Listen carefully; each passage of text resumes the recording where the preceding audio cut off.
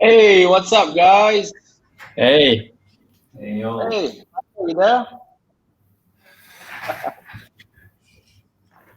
Hello, everybody. Welcome to the third episode of Ask Project A. This is our second lockdown edition. We are still in lockdown here in Malaysia. Let us know where in the world you're tuning in and if you guys are locked down or not. So, how's it going, boys? Josh, Michael? I think Michael is busy with files every Yeah. day. Yeah. I Busy with files? I'm That's what we there's live actually for, hardly make any. everybody's car go faster, eh? Wait.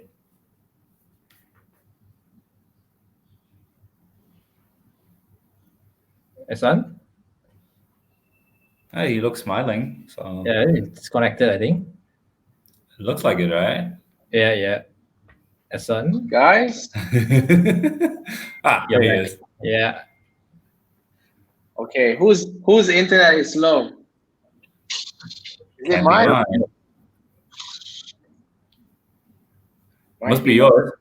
Must be yours. Joshua and I, we could still see each other. Okay, seems to be stable right now. Okay, so guys, welcome to the third episode. Let us know where in the world you're watching. Let us know where you're located. We would love to know where all our fans are tuning in from. And if you don't already know, on this show, every week we're giving away a free customized Project A tune. Is that me So, or is it him? what? It's him, right? Yeah. It's okay. Now it's okay. Now it's stable. It's okay. No, for me, it It's, comes it's like choppy. Oh, guys, it seems to be having some technical difficulties. But is it stable? Let us know in the comments if you can see and hear us clearly. Let us know in the comments if the audio is clear, if the video is clear. And if you don't already know, we're giving away a free customized Project A tune. So all you have to do to stand a chance to win is to share this video, tag 5 friends, and in the comments, also let us know where in the world you're tuning in from and what car you're driving. Joshua, Michael, do you have me? Yeah. Michael seems to be having some difficulty. Are you good? No, I was just trying to charge the laptop because this is a laptop I don't really use often. Oh, okay, no wonder. Okay, guys, so don't forget we are giving away a tune. And before we get straight into the questions for this week, I want to give a shout out to Carlist, who have been supporting us for these episodes. So check this video out. Today's video is supported by Carlist.my, Malaysia's biggest online car marketplace. Carlist not only helps you to find the perfect new or pre-owned ride, they also provide loan, insurance, road tax, and extended warranty services. Through their car bidding service, CarlistBid.my, you can sell your car fast and easily. There's also mobile inspection option for greater convenience.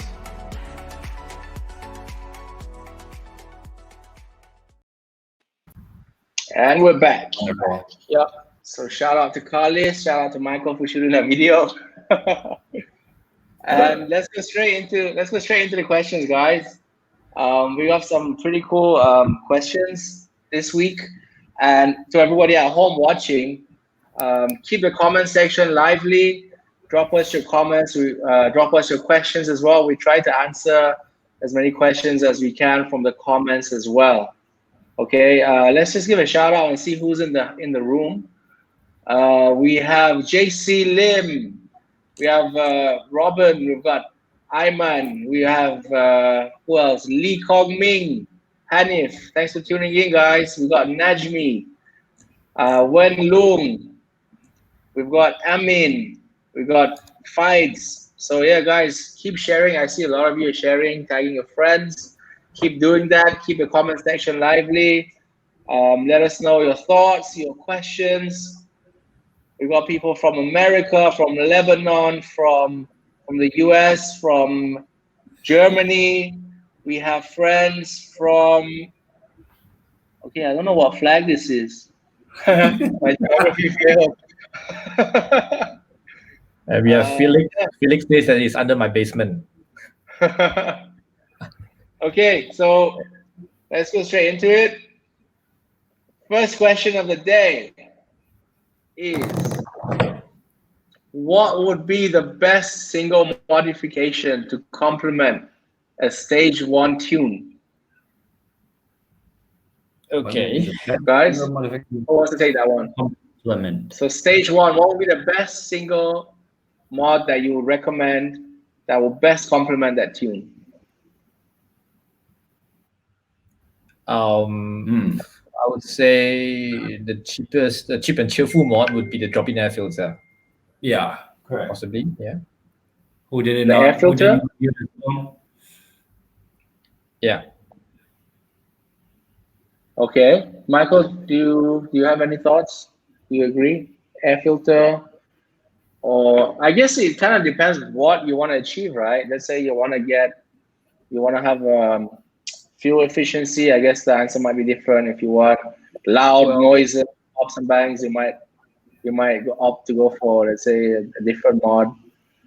Well, very rarely it's a good mod for stage 1 because exhaust systems have to be kind of free flowing in order to allow for the sound. But some cars that come sporty by nature, they can do that, yes. But like Joshua said, drop-in air filter probably is the cheapest and most common mod you can do to help your car. And then aforementioned in another episode, an intercooler, if applicable. Mm-hmm. Yeah, okay. It actually depends on what kind of what make and model you have, right? So our stage 1 is actually designed to work with your stock hardware. You don't really have to do any modification. But of course, car guys, we being car guys, we like to do some mods here and there on the car. But if you say that for stage 1, the cheap and cheerful method to get a little bit more extra horsepower and torque would be actually a high flow filter. Can you turn teams down? Yeah. Huh? Who's got teams on? Oh, me. Sorry. Yeah. I'll mute that. Yeah, thanks. You all have teams on. Yeah. Yeah, but mine is muted. I'm always on D&D. Yeah. Okay. Mine's off. Okay, so the answer is air filter. Okay. Someone commented tires. Is tires considered a mod? No, tires is there already on your car, but it doesn't harm you to get better tires. Better performance tires would actually provide better grip in dry or in wet. So yeah, it's a good choice to have better tires if you want to, if you want to increase the performance of your car. So that you'll guarantee, you can have an extra, it's like being safer to have better tires than cheap tires. Yeah, absolutely. Absolutely. It's the only part that connects you to the actual ground. Yeah, correct. So, would be a good choice. Never save on tires.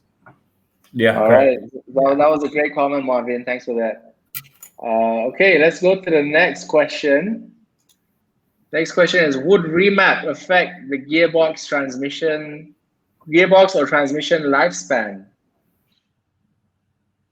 Not if you don't you don't take it too far. Yeah, right. So and on the actual gearbox. Yeah, so some applications, like if you're going for a larger turbocharger, you might need to replace the clutch to high performance ones. But in general, stage 1, stage 2s on most passenger cars, you don't have to be too worried about breaking your gearbox or whatnot, because it's actually meant to hold that amount of torque that we are generating. Okay. Yeah. Cool. So there you have it. There's some like a DQ200s, the dry clutch DSG, that if you do too much torque, it won't really work. That's why there are some cars will reduce torque if we know they're automatic.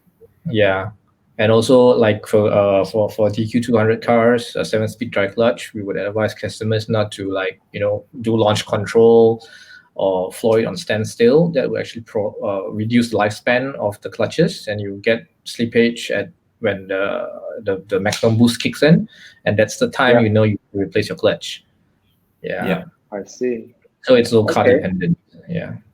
But for BMWs, like they're having the 8-speed ZF gearbox, those are robust. BMWs, we hardly ever hear BMWs having transmission issues. Okay. Yeah. Adrian is in the comments. What's up, Adrian? So Adrian saying, do you guys tune the A90 Supra? Adrian who? Our Adrian? Our Adrian, yeah. Delete kickban. Yeah. You're just messing around, man. Joshua, do you have the same chair there? Yeah, we have. Same. Chair? Wait. What? Now we have two Joshuas. But we have the same chair at home and the same chair at office. In the office. Wow. Yeah. You guys are. Okay, we have a question from Aiman Amirul in the comments. Shout out to Aiman. So Aiman is asking, is the throttle booster controller good? Is it safe for the engine? Okay, this is actually just a device to fool the input of your throttle. Yeah. Like you're depressing the throttle on 25%, but the throttle controller is helping you to open the throttle at 50%. So you require less effort on the pedal, but the throttle opens more. So it doesn't really be difficult. Yeah. The modern throttle pedals are potentiometers. They're not connected by wire like in good old cars where you pull the wire and you can accelerate. So it's all electronic. Yeah. So and the input of the throttle pedal is a voltage to the throttle body, which is electric. So if you change the voltage with a little resistance, or let's say with an augmenter, then you basically input 25%, but the actual ECU thinks it's 30% or 40%. So basically, you're always driving full throttle in a way. So it doesn't make your car any faster. It just feels more responsive.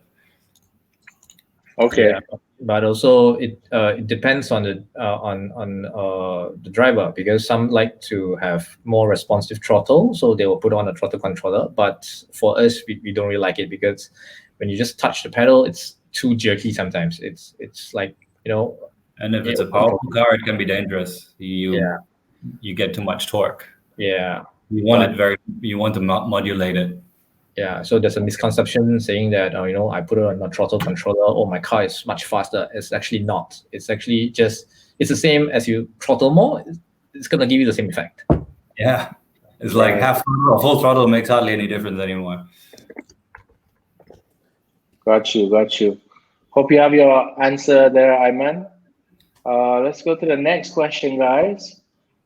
Question 3. What aftermarket fuel pump or injector is best for pops and bangs? Who wants to answer this? That's a very interesting question. Yeah, sometimes we have to Does it review even the question affect? before we do live shows. It's not doing ad hoc anymore. None. I mean, you don't need fuel components in order to generate pops and bangs. It's just a matter of programming. Whereas you're actually retarding, you're sending a spark into stroke number 3. No, stroke number, yeah. When the piston is traveling down and the exhaust valves are opening, you have residual fuel that you ignite with a spark. So that's negative timing, basically. And then that explosion is going through the open exhaust valve into the exhaust tract, and it is perceivable as a pop or as an explosion.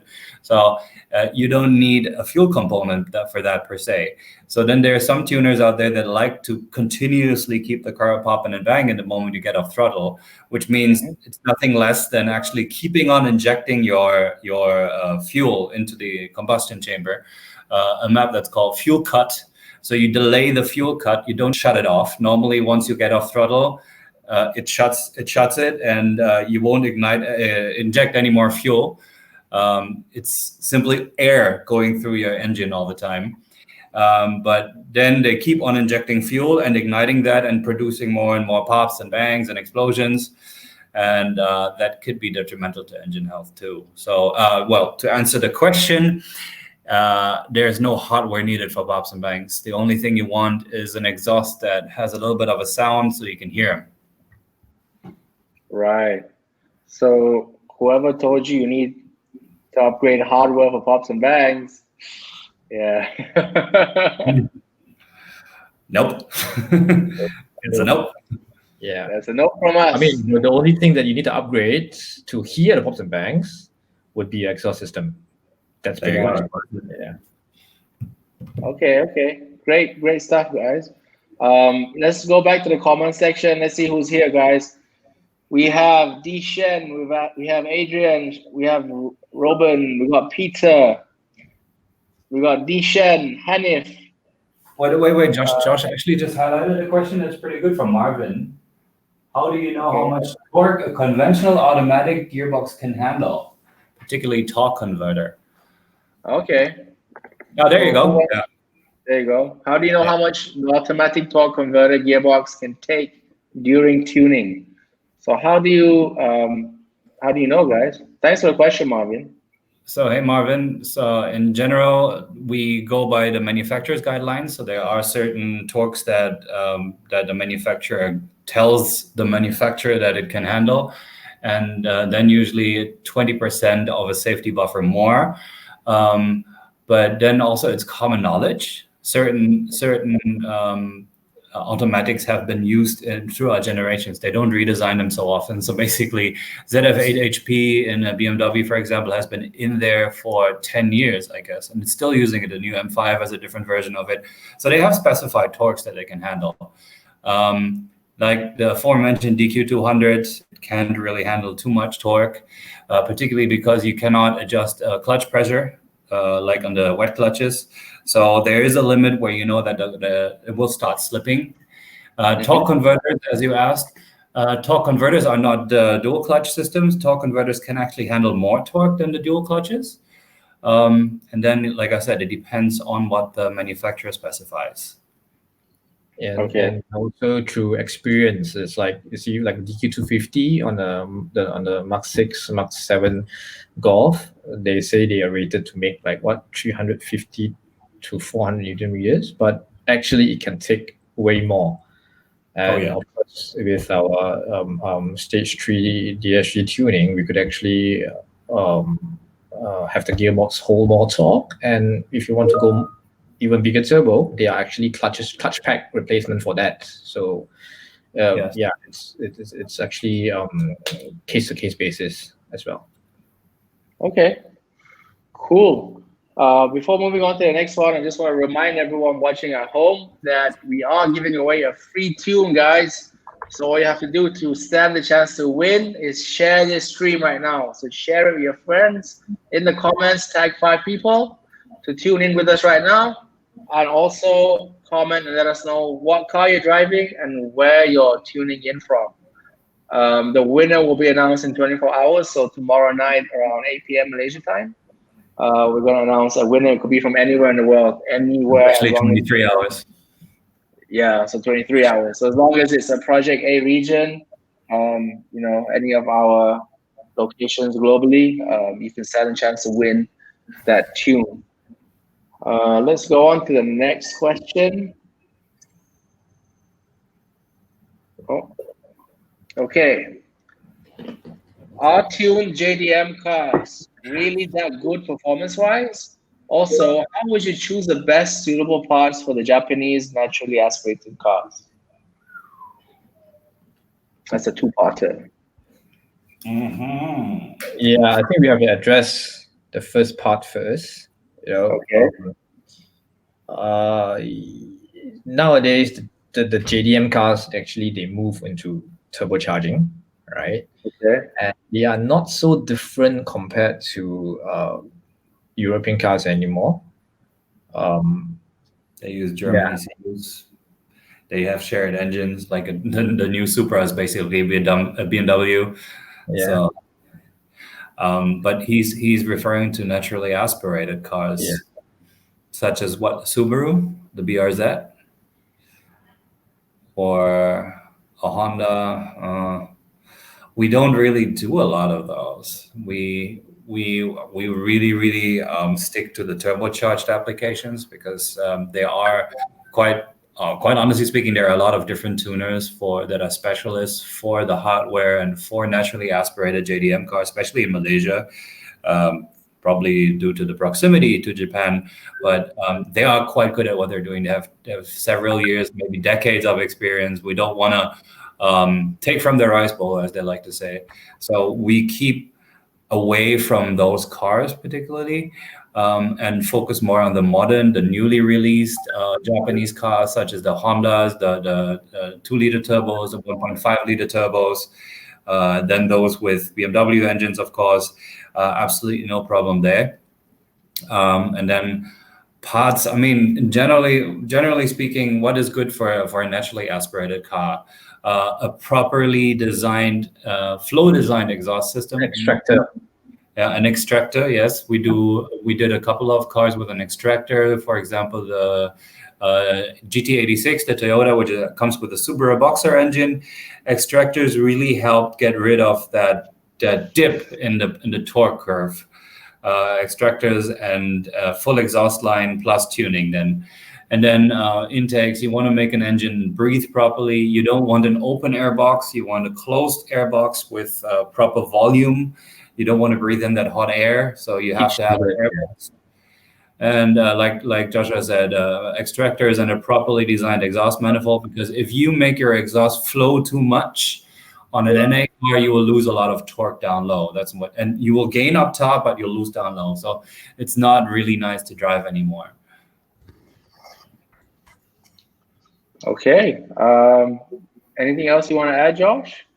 Yeah, I think that's a very good explanation. Yeah. Okay, cool. Person who asked that question, hope that answers your question. Let's move to the next one.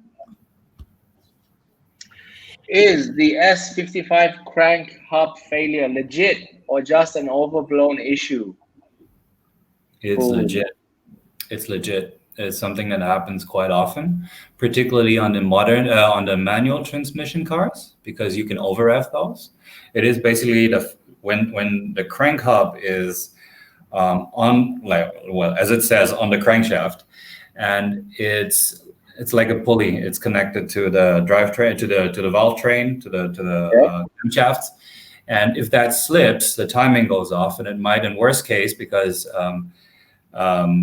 if the timing goes off, the valves will stick out while the piston travels up and will actually hit it. So you will have a capital engine damage if that really happens in a worst case.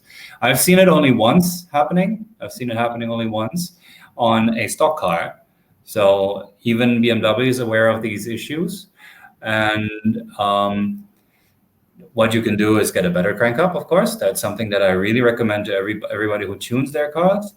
And from our side, in order to prevent to do as much as we can in order to prevent it, we don't increase maximum RPM, especially on the dual clutch transmission cars. The automatic cars are safer because you can't misshift, but also we won't raise the maximum RPM because that makes it more prone to slipping. Okay, cool. Thanks for the answer. And then I think this one is the last question for today. We might choose a couple more questions from the comments, guys, so let us know if you have any questions. So here's the last one. What are the N20 versus B48 differences and tuning potential? Interesting question. Shall I? Yeah, please, Michael. Well, basically, the B48 is the next evolution of the N20. The N20 back then was already a quite revolutionary engine. It was the first generation that BMW produced as a turbocharged four-cylinder for their compact cars, and even up until actually into the 7 Series as well, and in the X5 40E as well. But anyhow, of course, the difference is that they're more modern. They feature, they fulfill the latest emission standards. They meet the latest emission standards in Europe, which is a very important thing for modern cars. Then a significant difference for the B48 is that it is actually a full closed stack engine block, which means that the piston, and normally the pistons travel in the cylinders, and the cylinders are, of course, embedded in the block, but some of them have channels, like ports around them, which makes it look like they're like hovering inside the engine block, because that's where the coolant goes through. It provides for better cooling, but it doesn't hold as much power. So what BMW did in the B48 and B58 is they made a closed stack where the piston really is solid, and the cylinder is part of the whole cast block. So, and as a matter of fact, B48 and B58 are really able to hold a lot more power. Of course, then the ECUs are different. Of course, they're more modern. There's a ton of extra maps in there. So they're more complex in their entire function, but they are basically a lot more efficient, fuel efficient. And I think their response is a lot better. I mean, they're very response, how do you say that in English? Very responsive? Yeah, very responsive. The engine response. What the hell? Better engine response. Okay. Yeah. Cool. So, do you have a preference? I actually like the N20s. We're pretty good with N20s, so we make very decent power for a highly compressed 2-liter engine. So it's one of our staple food, I would say. We do them quite a lot, and love working with them. We've had our fair share of experience. And but now the B48 is up and coming, and we're doing more and more throughout the world, in the US and Thailand. Just today we did one in Thailand as a 330E. So it's a 2-liter B48 coupled with a hybrid drive, and that car made insane 475 horsepower at the crank on dyno at only 1.2 bar. So it's okay. The hybrid drive is stronger than the previous generation. That's why it's so powerful, but it's insane how efficient these engines are. So the more I work with them, the more I start liking them. Cool. Let's choose one from the comments, guys. Okay. We have Amir Hamza, who has asked us how much wheel horsepower and torque B48 F30 can achieve with full parts installed for stage 2. Yeah, Amir, you have not tell us which model you're having, like the 320i or the 330i. So there are marginal differences. Yes. Yes. I think he said 330i B48 engine. Okay, all right. Because the 320i, they have slightly different compression ratio. The 320i having 11:1, whereas the 330i has 10:1, which allow us to actually boost more without having to sacrifice the durability of the engine. So with a max out stage 2 with downpipe, back exhaust, a drop-in air filter or any intake kit, will probably see you to make around 280 on wheels, which is around 330, 340 on engine, and close to 500 Newton meter of torque. Yeah. What did Jason's do on dyno? The 330? Jason was the G20. It's not the F30. Oh, which one was the 330? The G20? Sorry, say again? Wasn't it the one that you said it set a record on the dyno for the engine? The one is 330E. The one that Desmond. No. That was we did a G20 the other day, right? And Jason's. We make around 300 on wheels and 510 Newton meters. 300 on wheels. Yeah. So that's already 30 wheel horsepower more than an average N20 328i makes. Yeah. I mean max. So it has better potential. Correct. Wow. Okay. And Jason's car is actually fully decked out with carbon intakes, a great sounding exhaust system. It's very well done. So yeah, he makes the extra horsepower. Yeah, for sure. Awesome, guys. We'll take one more question from the comments, guys. Let us know if you have any questions. Last one from the comments.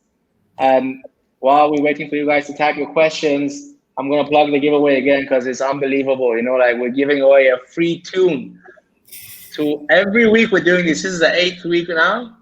For Christmas and New Year's, we gave away 3. So we're actually giving away free stuff on this show. Share it out with your friends in the comments. Let us know where you're watching from, what car you drive, and tag 5 friends. It's very, very easy. So who has another question from the comments? I think we can answer Adrian's comment. I'm not sure if it's a troll or not, but he said that some tuning companies say they can't tune BMWs because they have an issue with OBD flashing. How do you guys get around this issue? Okay. Oh, yeah, that's a good question, actually. Yeah. Thank you. Yeah. So I don't think we have any issues with tuning any BMWs until now, right? No. Yeah. So tunable. Yeah. One of the reasons is because we have many tools to actually help us with reading and writing the car. So the ECU. There are some instances whereby OBD reading and writing is blocked on certain cars, but we can access directly onto the ECU by using bench or pinout, and in most extreme cases, we will have to boot the ECU by opening it. But nowadays, it's all about OBD and benching. So yeah. Actually, I think I remember when we started, Josh, like 4 years ago, when we became experts. We made special tools to open the N20 ECUs, the MEVD 17s. Shout out to we cut them open like a brain surgeon in 5 minutes. Like the first time, I think I took 45 minutes. In the end, we did it within 5. We did it very well. But the technology back then was so-called boot. Boot means that you have to really tap into the motherboard to extract the information from the actual chipset. Nowadays, the modern solution is called benching. Benching is taking the ECU with its pins, the connectors, and just connect your device to it and extract information without actually opening that ECU box. So that's a very safe way to create a full backup from your car. And it also has absolutely the pure file. So it's really the content of what's on the ECU. Whereas OBD nowadays comes with virtual read. The tool compares the actual file version on your car, checks with their server, and downloads the original from the server. It is not the actual file, the actual content of the ECU. It's just a mirror of it. So we prefer to do that over there in the US, over here, everywhere we go. We advise our branches, our managers to do the benching mode, because like I said, we have a full backup. So we can cleanly restore the car to status quo ante and make sure that we can revert back to stock whenever necessary. And that also is the cleanest way, and also helps us tune whatever car. Even if OBD protocols are not available, or if files are not on server, we can still do it. Yeah. And the reason for benching, in particular for BMWs, is that firstly, of course, it's quicker, and it doesn't go through your CAN bus or the flex rate. So you don't really mess up the coding of the cars, because a lot of BMW owners, they like to do some function upgrades, like some coding together. Yeah. So some instances whereby if you're not careful with the current battery level on the car might actually turn off the ignition itself, and the flashing process stopped. And you might have some trouble to just reinstate the tune or have any communication with the ECU. So the car won't start. In some instances, you have to reprogram it again. So benching for the BMWs is actually much safer. Yes. Yeah. All right. So it's safer to do benching, and we have no problem doing that we've been doing it for a long time, and I guess we're kind of expert. You guys are kind of experts at it already, I would say. Yeah. Could say that. Question from Amir. I have a question. When tuning BMWs, sometimes we get an error DME temper. Is it something we can get rid of?